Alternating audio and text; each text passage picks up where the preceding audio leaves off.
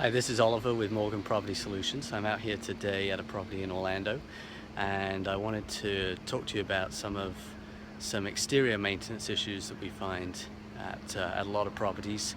As the years go by, every property will have some kind of deterioration on the exterior, and I just wanted to show you some of those, just a couple of important ones today. So this is a townhouse. And on this particular townhouse, the owner is responsible for a lot of the exterior maintenance. The community doesn't do a lot. We have this huge, beautiful tree over here from the neighbor's yard, but it is huge, and that you can see already as you're walking up to the property, that growing over, and it's actually touching the roof. Now, that is actually an insurance issue. Insurance companies for your house, they don't like the trees to touch the roof. And some of our properties, we actually get notices from the insurance companies who go out and inspect personally, and they instruct us when they see things like this to go ahead and trim those back. So when we do inspections, we note things like that on properties, and we try to get estimates for some kind of sort of trimming on a routine basis. You can see these are nearly growing over the driveway. If I go up this angle right here, the reason they don't like the trees touching the roof is because you get a lot of rodent activity. For one, it makes it so much easier for squirrels, rats, raccoons to jump on the roof and cause damage, and they can also get in things like the little vent pipe up there for the sewer. They like to crawl in those and get stuck in those, which is a pretty gross thing to deal with. And then another item is that also it allows more water intrusion and leaves to build up on the roof, which can then cause a leak inside from when there's a heavy rain and the water gets up. So another issue we have here is the driveway. You see that the driveway has cracked along here, which, you know, a lot of driveways, they get settlement cracks, and that's a normal thing that we see.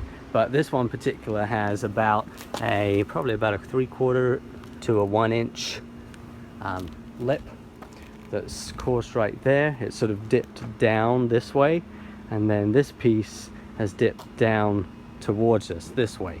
Now, usually when we see things like this, we'll see a large tree right next door. Now, there is a large tree all the way over there, but I'm not sure if those roots made it all the way over here and caused this. It might just be some other settling in the ground. You can kind of see the grass actually dips down a little bit along this edge right here, so it may just be the ground settling. Not sure, but in the future that's going to be more of a safety hazard and a trip hazard, so probably a good idea for the owner to look into in the near future getting those pieces of concrete ripped out and replaced. Unfortunately, it's pretty expensive, but something that, you know, it'll be cheaper doing it now than having some kind of big insurance claim or having someone trip and fall. That would be worse. Another thing we see is a lot of properties have this wood siding, and wood siding can look beautiful, but it's also hard to maintain because you've constantly got to be on the lookout. I'll show you some areas here that we've actually replaced in the past. This piece of wood down here is a newer piece of wood, just exterior treated 2x8 by the looks of it. And then up here, this is an older piece of wood, and you can kind of see that it's been caulked by some people in the past, but if you press on it, it's a little flimsy. That should just be the caulking back there. And over here, what happens to that over time, that's looking a little rough. And then this is another piece down here.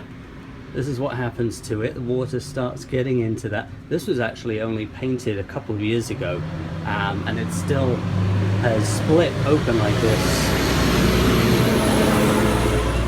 And then the next stage of deterioration on the wood is this.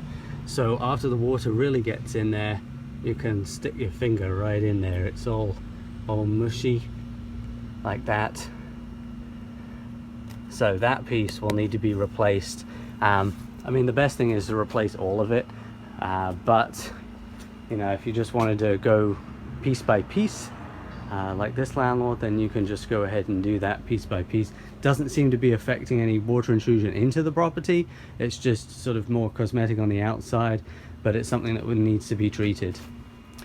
Another thing we see quite often is people tend to forget about the exterior painting of their property. So every few years the exterior needs painting, and the reason for that is because what happens is, with the Florida lovely sunshine that we get and the heavy rain, it's beautiful, but it really causes a lot of damage to the exteriors. It deteriorates.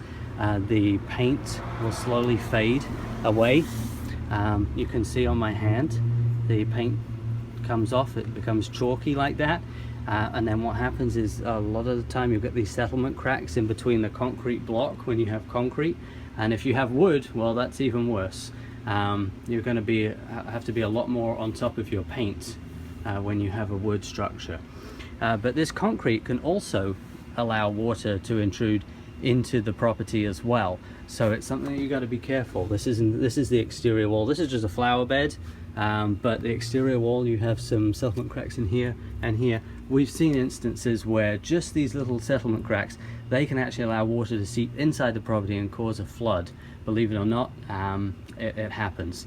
So with just the right heavy rain, just the right angle, it can really get in there. So sealing with silicone and painting with a good paint job, they'll do both of those every few years. That will protect the property.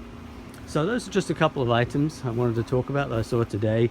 I figured it would be worth mentioning. Have a good day.